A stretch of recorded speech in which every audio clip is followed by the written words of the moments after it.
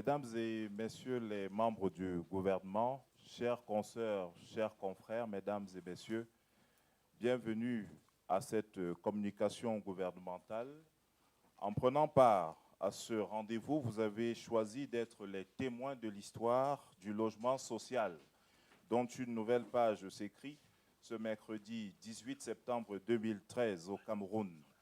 Il s'agit du lancement officiel de la campagne de commercialisation des tout premiers logements sociaux de la cité de Mbanga Bakoko à Douala et celle d'Olembe à Yaoundé, où nous nous trouvons en ce moment. C'est un total de 1675 logements pour cette phase inaugurale.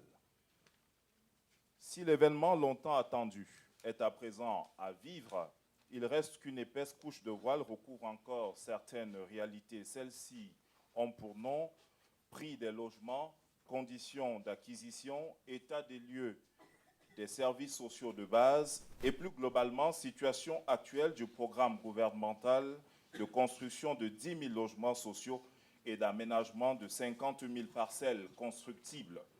Le ministre Jean-Claude Mbouenchou, en charge de l'habitat et du développement urbain, promet d'éclairer l'opinion au sujet de ces questions qui se posent. Sans plus attendre, Monsieur le ministre, nous vous prêtons nos oreilles. Mesdames les ministres, Monsieur le gouverneur de la région du Centre, Mesdames et Messieurs les secrétaires généraux, Madame le représentant du secrétaire général des services du Premier ministre, Monsieur le délégué du gouvernement,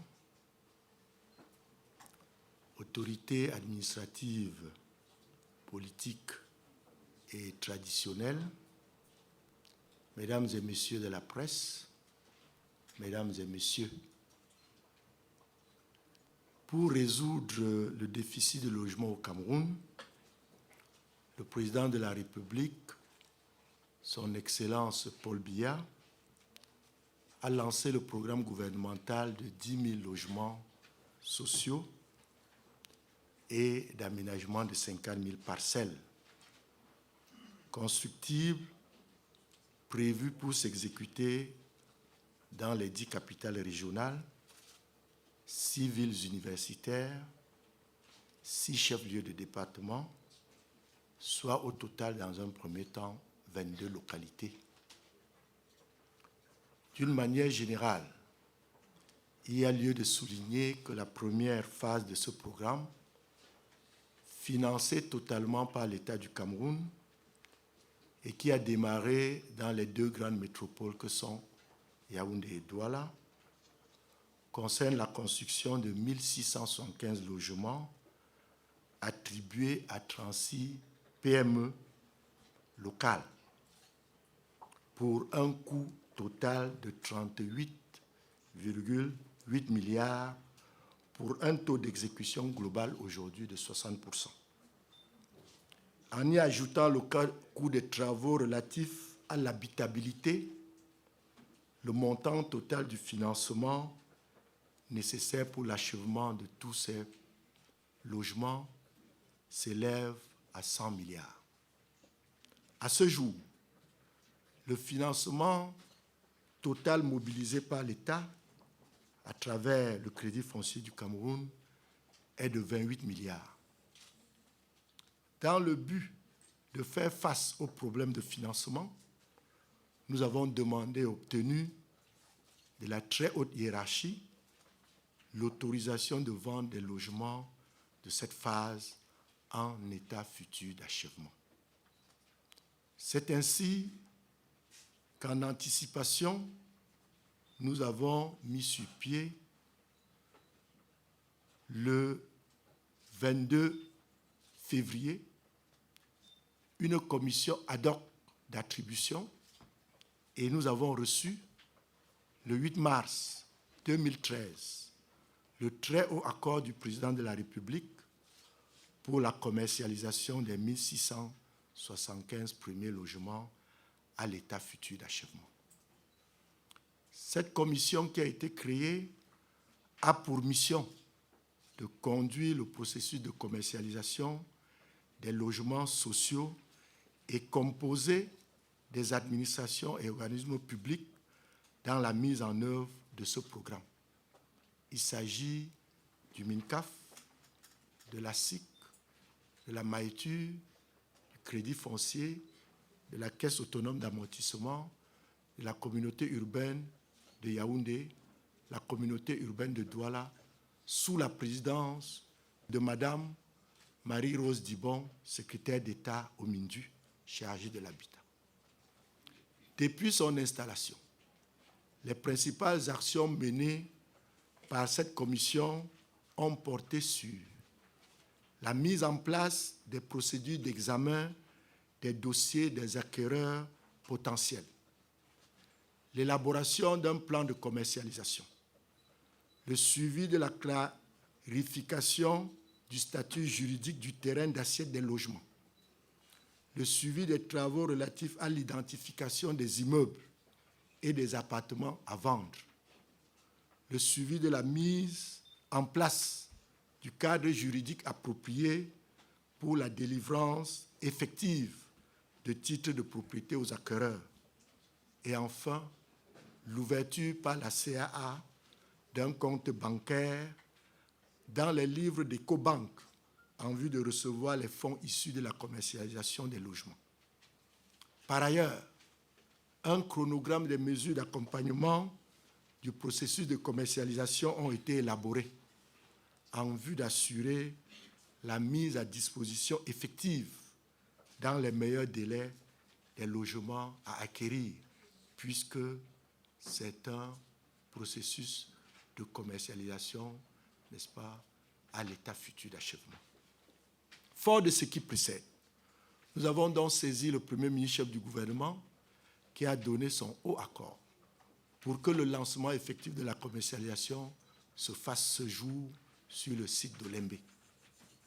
Au moment où la commercialisation de ces premiers logements est lancée, il me plaît de signaler que les secrétariats techniques de la Commission nationale ad hoc d'attribution des logements sociaux, mis en place à Yaoundé et à Douala, ont déjà reçu, sans qu'on ait lancé officiellement, 1587 demandes d'acquisition de logements, soit 299 à Yaoundé et 1288 à Douala.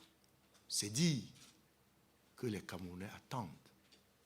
Après exploitation des 10 dossiers par les secrétariats techniques, il apparaît que 593 dossiers sont éligibles au prêt du Crédit foncier du Cameroun, dont 51 à Yaoundé et 542 à Douala. 141 sont des propositions d'achat au comptant, soit 6 à Yaoundé et 135 à Douala. C'est donc dire qu'après le lancement officiel de la commercialisation ce jour et la mise à disposition des informations relatives à travers nos ambassades et le réseau Internet, l'on devrait légitimement s'attendre à plus d'engouement des acquéreurs potentiels dans les tout prochains jours. Mesdames et messieurs, faut-il le rappeler, la cérémonie qui nous réunit ici aujourd'hui traduit le ferme engagement du président de la République, son Excellence Paul Biya, de permettre à tous les Camerounais, sans exclusive, de se loger. Il ne s'agit donc pas pour le gouvernement, sous la haute autorité du Premier ministre, chef du gouvernement, M. Yan Filemon, de se préoccuper uniquement de l'habitat social, mais de mener des actions qui contribuent à améliorer l'habitat en général. L'objectif principal de la commercialisation de cette première phase est donc de mobiliser les ressources financières nécessaires à la poursuite du programme gouvernemental. 2 modes d'acquisition des logements sont prévus à cet effet. Le paiement au comptant pour ceux qui en sont capables. Nous savons qu'il y en a plusieurs. Il y a beaucoup de Camerounais qui vont payer au comptant. Et l'obtention d'un prêt du Crédit foncier au Cameroun. J'invite par conséquent tous nos concitoyens éligibles auprès du Crédit foncier du Cameroun ou capables de payer au comptant les 10 logements, à introduire dès à présent leurs demandes qui seront examinées avec bienveillance par les instances mises en place par le gouvernement pour conduire le processus de commercialisation des logements de cette première phase. Je voudrais à présent, avec votre permission, passer la parole aux autres acteurs clés qui ont contribué à ce que tout ce canevas se mette en place. C'est la SIC, le Crédit foncier et la moyture du processus de commercialisation afin qu'il nous donne plus de détails sur les modalités pratiques de cette opération. C'est une opération transparente. Nous devons être transparents sur les critères et le circuit de traitement des demandes des acquéreurs potentiels. Je vous remercie pour votre bienveillante attention. Merci de me donner la parole, Monsieur le ministre. Je vais donner très rapidement le circuit de traitement des dossiers. La commission que le ministre de l'Habitat et du Développement urbain a créée au mois de février comprend plusieurs étapes. Les bureaux de la SIC sont la première étape. En fait, c'est un guichet pour accueillir les clients. Et tous ceux qui viennent, que ce soit dans nos bureaux de Yaoundé, 6 au centre-ville, ou alors à Douala, à Bonanjo, avenue de Gaulle, seront reçus par une équipe commerciale qui remettrait à ces prospects un imprimé de demande de logement. Nous allons vous donner tout à l'heure des prospectus sur lesquels vous avez la liste du dossier, mais je peux quand même vous dire de quoi il est composé. Il y a des demandes sur un imprimé qu'on remet gratuitement. Un imprimé SIC. La photocopie de la carte nationale d'identité est également exigée pour le demandeur et son conjoint. La photocopie de l'acte de mariage, une attestation de présence effective pour un certain nombre de prospects, les 3 derniers bulletins de salaire ou autres justificatifs de revenus pour le demandeur et le conjoint, et il y a une déclaration sur l'honneur pour occuper ce logement dans les 5 premières années. Donc, dès que ce dossier est constitué par la SIC, il est transmis au secrétariat technique dont parlait tout à l'heure Monsieur le ministre de l'Habitat, qui étudie avant de passer au crédit foncier. Et c'est l'agence du crédit foncier qui traite le dossier. Et là, on voit tout de suite si le dossier est complet ou s'il y a des éléments complémentaires que le client doit déposer pour permettre une bonne instruction du dossier. Et c'est donc à la suite de ce traitement que le dossier est examiné par la commission ad hoc. Et je préfère dire aux uns aux autres que pour le moment, les logements ne sont pas encore attribués. Donc c'est cette commission qui arrêtera une liste et informera les uns les autres. Parce qu'il ne faut pas oublier une chose, c'est que la vente d'un logement, c'est un client, un numéro de logement et un prix. Donc c'est à partir de là qu'on vous dira quelles sont les conditions à remplir. Pour ceux qui payent cash, évidemment, et un compte bancaire qui a déjà été ouvert. Pour cela, on indiquera aux uns aux autres quel est le compte bancaire pour pouvoir faire des versements là-dedans. Et pour ceux qui demandent un prêt auprès du crédit foncier, il y a également toutes les modalités qui vous seront données. Et à partir de là, le ministre l'a dit clairement, c'est des ventes en état futur d'achèvement. Cela suppose que le paiement se fait progressivement et au moment de la remise des clés, il faudrait que le client ait acquitté totalement le prix de vente. Et après cela, donc, et à l'entrée dans le logement, la remise des clés, évidemment, un état de lieu est effectué et les modalités en ce qui concerne les appartements, parce qu'on vous l'a dit, il y a 1675 logements en appartement et c'est le titre de propriété qui certifie la propriété sur des appartements, contrairement au titre foncier qui concerne les pavillons individuels. Donc, c'est de cette manière que nous allons procéder. Et le ministre a donné des chiffres tout à l'heure, et encore des logements, parce que c'est 1675 logements en fin de compte. Nous avons un certain nombre de dossiers. Donc, les bureaux de la SIC sont ouverts pour toutes les informations qui pourraient être données. Je peux me permettre, avec la permission du ministre, de vous donner les indications de prix. En fait, c'est des prix moyens, parce que les prix de nos logements, c'est en fonction des surfaces habitables. Mais nous avons obtenu de la très haute hiérarchie que le prix moyen du logement T4, c'est-à-dire 3 chambres à coucher, soit de 17 millions.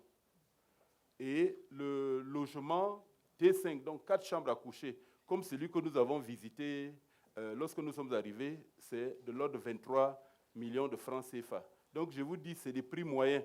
Certains pourraient aller jusqu'à 21 millions en ce qui concerne les T5 et à moins de 17 millions en ce qui concerne les 4 pièces.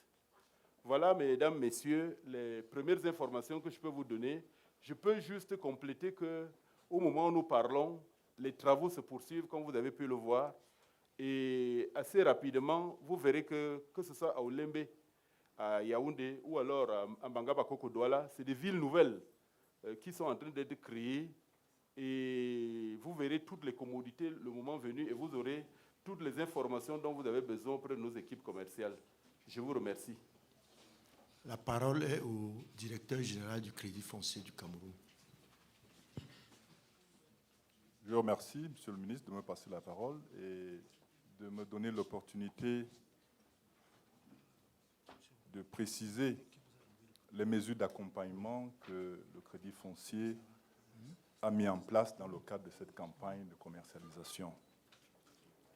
Je commencerai par les critères d'éligibilité auprès du Crédit foncier, qui sont connus et qui font l'objet de publications dans le cadre des prospectus qui seront distribués. Les caractéristiques des prêts rattachés au programme gouvernemental, le taux d'intérêt est de 5%, la durée de remboursement est de 20 ans maximum, et nous pensons qu'il pourrait aller jusqu'à 25 ans, puisque le conseil d'administration nous a autorisé à le faire exceptionnellement. Le différé total est de 12 mois et correspond à la durée pour laquelle les logements devraient être prêts au niveau de la SIC et dont le client aura 12 mois pour se préparer à intégrer son logement. L'apport personnel est de 10%. Il est de 20% normalement. Nous l'avons ramené à 10% pour des raisons que vous pouvez imaginer. Le taux d'endettement maximum est de 40%, c'est-à-dire que les mensualités pourraient correspondre à 40% du revenu selon les situations. Donc voilà globalement les conditions de prêt. Je ne reviens pas sur le schéma opérationnel d'étude des dossiers sur lequel le ministre et le DG de la SIC sont revenus, mais je voudrais par contre revenir sur les résultats des études menées jusque-là, qui sont révélatrices à plus d'un égard. Le ministre a dit tout à l'heure que la demande est là. Effectivement, sans tapage médiatique, si je peux me permettre, nous avons reçu à peu près 1587 demandes, dont 289 à Yaoundé et 1288 à Douala. Sur ces demandes, près de 593 dossiers éligibles au pré-crédit foncier, dont 51 à Yaoundé et 542 à Douala, soit un total de 734 dossiers éligibles. Je voudrais préciser que ces résultats ne veulent pas dire que les autres dossiers reçus sur les 1587 ne sont pas éligibles. Ils devront être complétés par des informations additionnelles qui devraient permettre leur examen. Donc en réalité, ce n'est que ceux qui sont suffisamment documentés pour nous permettre de prendre une décision qui ont donc été jugés éligibles. Sur ces 734, 141 sont des achats au comptant, c'est-à-dire payés cash intégralement, dont 6 à Yaoundé et 135 à Douala. Pour ceux qui aiment les statistiques, ça veut dire qu'à ce stade, on note que 20% des demandes éligibles proviennent de Yaoundé et 80% de Douala. Et pour ce qui est du paiement cash, 5% proviennent de Yaoundé et 95% de Douala. Je pense qu'on peut comprendre aisément pourquoi, Douala étant la capitale économique du pays. Je voudrais également préciser que pour ce qui est des apports personnels, elles vont de 10 à 30%. en réalité. En fonction des revenus, les uns et les autres peuvent moduler le rapport personnel pour mieux asseoir leur capacité de remboursement sur les 20 ans. Je profite également de cette tribune et j'implore l'indulgence de Monsieur le ministre pour vous dire que parmi les directives qui ont été prescrites par la très haute hiérarchie, il a été demandé de privilégier les jeunes. Et dans ce cadre-là, le Crédit foncier a mis au point des produits spécifiques, notamment pour les jeunes, qui figurent dans le catalogue des produits du Crédit foncier revisité et qui sera publié incessamment et fera l'objet d'une campagne de publicité. Mais pour revenir au programme actuel, l'un des produits phares qui cible les jeunes, c'est le produit primo-accédant, foncier classique acquéreur primo-accédant. C'est-à-dire qu'il est destiné aux jeunes qui commencent à travailler et qui, pour des raisons qu'on peut imaginer, sont peut-être incapables de mobiliser d'un trait l'apport personnel, qui est souvent une contrainte forte. On leur permet donc d'accéder directement en payant simplement les frais comme s'ils étaient en location. Bien sûr, tout ceci dépend du revenu. Comme vous le savez, le principe, c'est qu'il faut avoir des revenus stables pour pouvoir bénéficier du concours du Crédit foncier. Donc voilà, résumé en quelques chiffres, les résultats auxquels nous sommes parvenus. Nous restons disposés à apporter toutes les clarifications nécessaires et éventuellement répondre aux questions qui vont être posées. Je vous remercie. Merci, Monsieur le Directeur Général. La parole est au Directeur Général de la MAITUR. Merci, Monsieur le Ministre, de m'accorder la parole. Tout d'abord, la MAITUR s'honore de ce que le gouvernement ait choisi ses propriétés pour lancer le programme de construction des logements sociaux, aussi bien à Douala, Banga Bakoko, que à Olembe. En dehors de ceci, les responsabilités de la MAITUR dans le programme consistent dans l'aménagement général de ces sites, c'est-à-dire faire les routes, faire l'assainissement, apporter l'eau, l'électricité, mettre à disposition des espaces pour les équipements qui permettent la vie dans le lotissement, c'est-à-dire des marchés, des dispensaires, des écoles, ainsi de suite.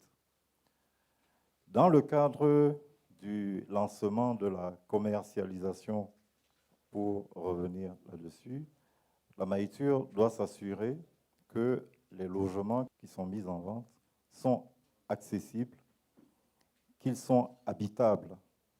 Il s'agit ici de la mise en œuvre de prestations minimales permettant que la personne qui a acquis sa parcelle puisse effectivement l'occuper. Le ministre a dit tout à l'heure que c'est un processus à l'état futur d'achèvement et la MAITUR s'attelle au dispositif pour que progressivement les logements soient mis à disposition. En dehors donc de ça, il y a la nécessité que ces sites, qui en réalité ne sont pas des lotissements, des quartiers, mais vraiment de véritables morceaux de la ville, soient organisés. Et pour ce faire, des plans d'aménagement, des plans de secteur ont été élaborés. Et nous nous attelons aujourd'hui à obtenir les autorisations auprès notamment des communautés urbaines de Yaoundé et de Douala. Ces éléments constituant donc un des aspects dans les contrats que les acquéreurs vont souscrire. Il s'agit effectivement de tout mettre en œuvre pour que tous les équipements qui sont mis à disposition soient préservés et que la vie entre les différents occupants soit agréable. Merci, Monsieur le Ministre. Je vous remercie, Monsieur le Directeur Général. Nous allons passer la parole à la cellule informatique du MINDU pour qu'elle vous présente le site web. Parce que nous avons dit c'est la transparence. Il faut donner l'information Et comme a dit le directeur général de la SIC, ce produit n'est pas produit SIC, n'est pas produit Maïtur, c'est le gouvernement. C'est le gouvernement qui commercialise. Il faut que ce soit clair. Et on n'a pas encore commencé à vendre. Le lancement, c'est aujourd'hui. Tous les dossiers qui ont été déposés vont faire l'objet de transmission à la Commission nationale ad hoc de commercialisation qui est présidée par le ministre Dibon. Et même avant de publier cela, nous allons requérir l'aval de la haute hiérarchie. Je voulais le préciser, parce qu'il y en a qui disent déjà qu'on a déjà tout vendu. L'adresse du site, c'est www.logement.cm. Alors, sur ce site, vous allez trouver l'essentiel des informations pratiques qui viennent d'être données par les différents intervenants concernant cette opération.